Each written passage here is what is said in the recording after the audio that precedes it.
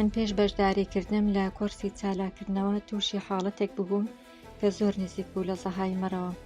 شتم زوو لە بیر دەچەوە، بەڵام ئەلحەمدولیلا دوای بەشداریکردنم لە کۆرسی چالاکردنەوە زۆر باشم. ئێستا 199 فەرقم کردووە. السلام علیکم و رحمة الله و بەرەکاتوو. ناوم نوسەیبە عەبدولمتەکەبیر جەرجیسە، بەشدار بووی پرۆگرامی چالاکردنەوەی مێشک و بێزکردنی یادگا. زۆر سوپاسی تاک بە تاکی هەموو مامۆستایانی ستافی ئاوات ئەکادمی دەکەم کە پێمانەوە ماندوو بوون. خوای گەورە پاداشتی بێپایانیان بداتەوە ئینشاءالله.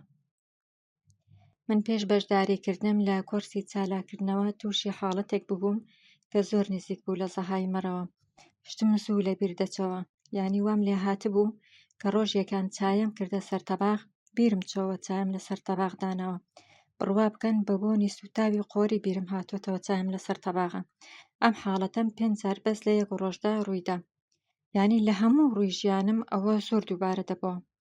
بەڵام ئەلحەمدولیلا دوای بەشداریکردنم لە کۆرسی چالاکردنەوە زۆر باشم. ئێستا 199 فەرقم کردووە.